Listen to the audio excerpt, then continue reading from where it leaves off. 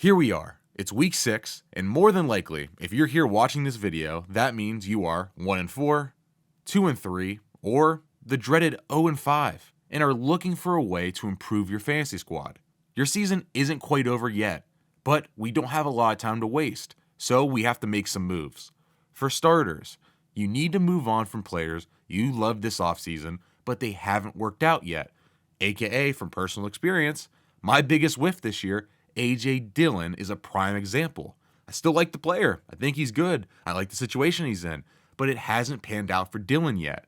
You can't wait around forever for this guy to start scoring touchdowns and being great like I thought he would be. You need to move on. And the next move you need to make, we need to trade for potential difference makers at a discounted price. The first guy I want to talk about is Cortland Sutton. I'm not willing to give up on Denver's offense this easily. Although it's been a mess so far this season, and I've actually made a video if you want to check it out down below, Sutton has been solid so far. Sutton is currently the wide receiver 12 in half PPR leagues. That's a wide receiver 1. I believe this offense can only get better. It's been so bad so far, there's nowhere to go but up. And if it doesn't get better, Sutton hasn't been bad and has been over 70 yards in every game but one this season. The reason I have Sutton on this list is because I believe the Sutton owner could be panicking, especially with Russ stinking it up last week on prime time against the Colts. He has a bad shoulder apparently. All of these things might have the Sutton owner kind of spooked, ready to move on, and that's when you can swoop in and get Cortland Sutton for a steal. The next receiver I want to talk about getting at a discount is Michael Pittman, and pretty similar to what I just said.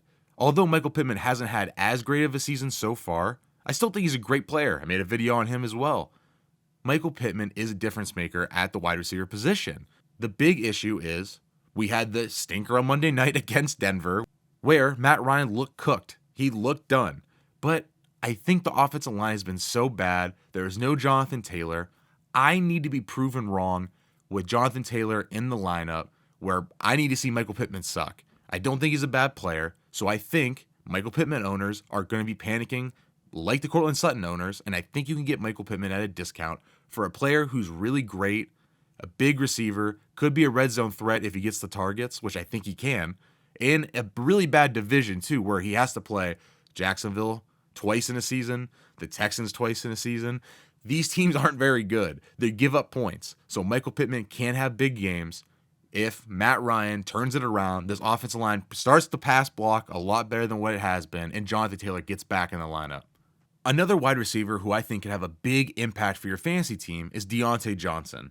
Currently, the wide receiver 32.5 point PPR leagues.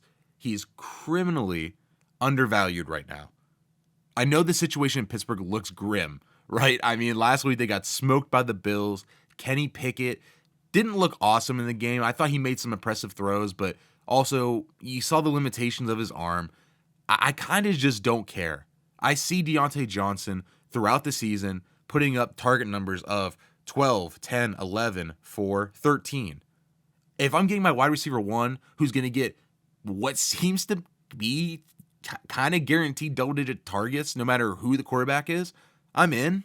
I'm just in for it. And I've seen so many plays from Deontay Johnson where, oh yeah, Deontay Johnson has made a sick one-handed catch.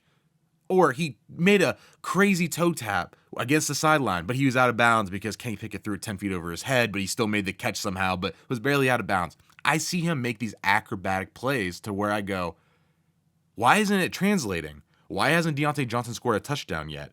We're 5 weeks in. He's too good of a player not to score touchdowns. I just think positive regression is going to come. These things have to start going his way. He can't go the whole season without a touchdown. He's too talented of a player. I think Kenny Pickett is a good enough quarterback to give him the ball.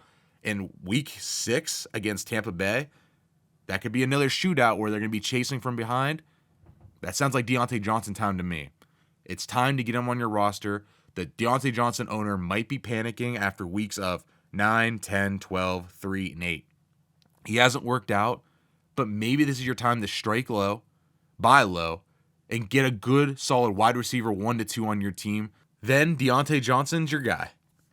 And the last receiver I want to talk about is Chris Godwin. I mean, this guy is just awesome, right? I just think he's a phenomenal slot receiver. He's Brady's go-to receiver, I think, against really any kind of zone coverage team. he's awesome. I think he's a great player coming off the torn ACL. The injury concern, it makes me nervous. But if you want a player that may not have the absolute blow-up potential of a lot of other guys, this guy is just a solid option week in and week out.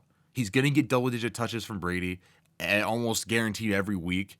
And in a Brady offense, I don't care that he's 45 years old. He might get a divorce. His wife is going to leave him.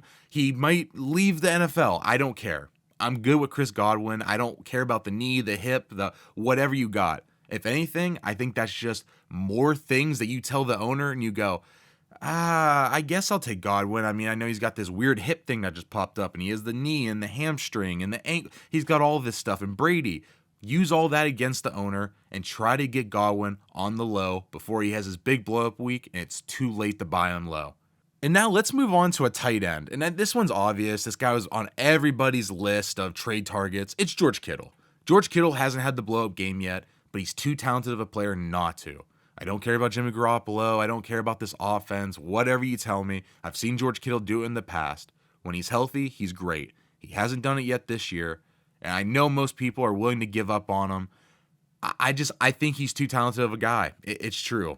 He's too awesome. He should have had a red zone touchdown last week, but once again, Jimmy Garoppolo sucks. I think George Kittle, if you can buy him on the low, he is the true difference maker at the tight end position.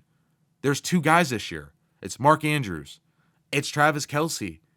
And then it could possibly be George Kittle if he turns it around. And if not, I think you just have the weekly, solid guy at your tight end spot. Your season's almost over anyway. You don't have a lot of time to wait around. Like I said, you need the true difference makers, and George Kittle has proven it in the past. That's what he is. He's a big play threat waiting to happen at any moment. George Kittle can win you a week at tight end. You can't say that for a lot of other guys. So I think if you can get George Kittle on the low, go for it. Shoot big, shoot for the moon, and George Kittle is your guy for it. The one major running back that I want to talk about on this list is J.K. Dobbins, and I think he's the perfect example for this list. Someone that you can buy low on that has massive upside going on to the back half of the season. J.K. Dobbins in his 3 games has played 43% of the snaps, 50%, and 40%.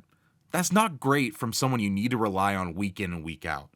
But what I like about J.K. Dobbins is in the Buffalo game, sure, he only played 50% of the snaps, but he got the goal line work. He got 13 carries. He scored a goal line touchdown. He caught another touchdown. Last week was a little less impressive. Only 40% of the snaps. They had Kenyon Drake in there weirdly, but there's no injury. So I think this is Baltimore saying, hey, let's take him back slow, and maybe this is the week you get the blow up. This is the week where he plays. Sure, maybe it's not going to be 95% of the snaps, but why can't J.K. Dobbins be a 65 to 75, touch player a week? Why can't he do it? He's coming off the ACL. I think he's looked good on film, and I don't think the stats quite, back that up. But I think the film has been impressive so far. Another week back from injury. I'm just willing to bet you can buy low on J.K. Dobbins. And maybe, and just maybe, he's the right player you took the shot on that could turn your season around. He was great as a rookie. Maybe he could do it again as in his 3rd season coming back from the injury. And all right, and those are my trade targets to save your fantasy season. If you liked the video, leave a like down below and subscribe to the channel for plenty of more content coming over the next couple weeks. I'm currently working on a Damian Pierce video and a Ramondre Stevenson video. So if you have any interest, subscribe down below and stay tuned. They'll be coming out soon. See you guys next time.